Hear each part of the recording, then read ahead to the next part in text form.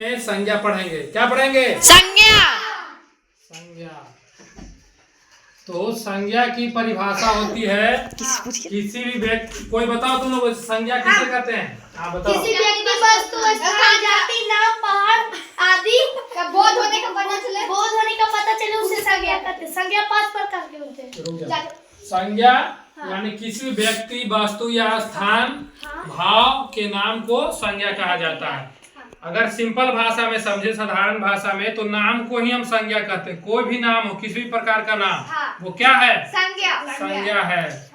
तो संज्ञा, ये हम समझ गए कि संज्ञा होता है। तो संज्ञा के भेद कितने होते हैं? कौन बताएगा? हाँ तुम बताओ। 5। संज्ञा के 5 भेद होते हैं। कितने भेद? 5 भेद। संज्ञा के 5 भेद होते हैं। पहला भेद, संज्ञा का पहला भेद, व्यक्तिवाचक संज्ञा। कौन सा? व्यक्तिवाचक संज्ञा। व्यक्तिवाचक संज्ञा। व्यक्तिवाचक संज्ञा किसे कहेंगे? किसी भी खास व्यक्ति, वस्तु या स्थान का नाम, उसे हम व्यक्तिवाचक संज्ञा कहेंगे, है ना। जैसे उदाहरण अगर दो तो, हाँ कोई भी नाम, राम, सीता, पटना, है ना, राजगीर, ये सब क्या है? व्यक्तिवाचक संज्ञा। क्या है? व्यक्तिवाचक संज्ञा को ही इंग्लिश में हम कहते हैं प्रॉपर नाउन। क्या कहते हैं? Proper noun.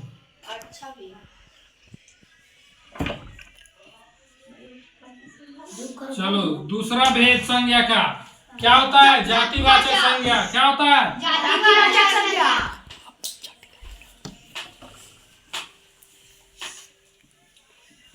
इसी को हम इंग्लिश में कहते हैं कॉमन नाउन। क्या कहते हैं? Common noun.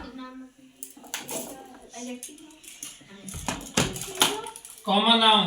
तो जातिवाचक संज्ञा किसे कहेंगे? कौन बताएगा? हाँ बताओ।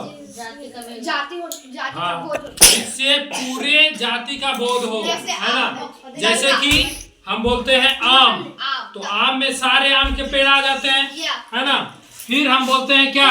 शिक्षक। जातिवाचक संज्ञा जिससे पूरी जाति का बोध हो, है ना। जैसे कि विद्यार्थी, विद्यार्थी में सारे विद्यार्थी आ जाएंगे।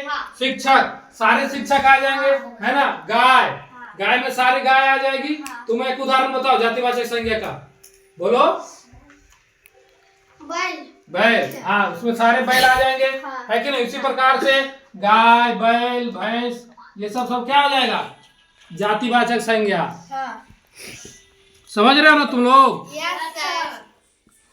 चलो अब देखो तीसरा संज्ञा का भेद। तीसरा क्या होता है? समूहवाचक संज्ञा। क्या होता है? समूहवाचक संज्ञा। समूहवाचक संज्ञा। इसको इंग्लिश में कहते हैं कलेक्टिव नाउन। क्या कहते हैं? Collective noun. Collective noun.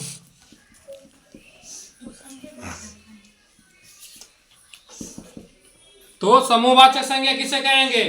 जिससे पूरे समूह का बोध हो, है ना। जैसे टीम, जैसे कि सेना, सेना की टुकड़ी, है ना, तो उसमें सारे सेना आ जाएगा। और चाबी का गुच्छा, तो उसमें सारी चाबियां, है ना। इसी प्रकार से चाबी का गुच्छा हो गया।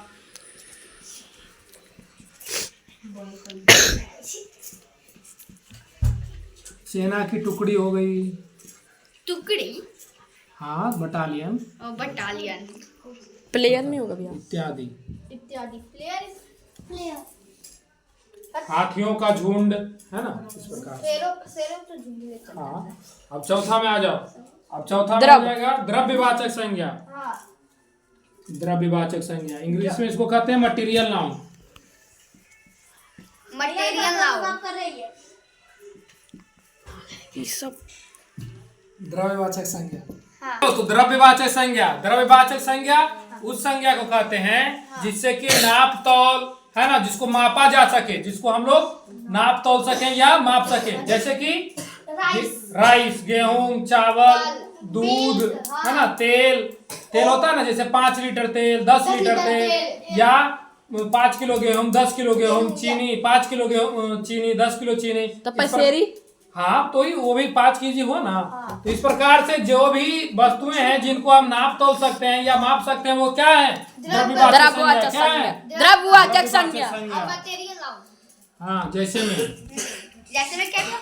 गेहूं, गेहूँ, हाँ, चावल, दाल, दाल, तेल इत्यादि। यस।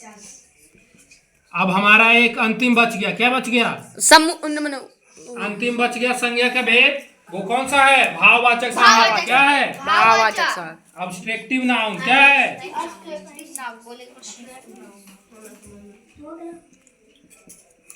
भाववाचक संज्ञा। तो भाववाचक संज्ञा क्या है?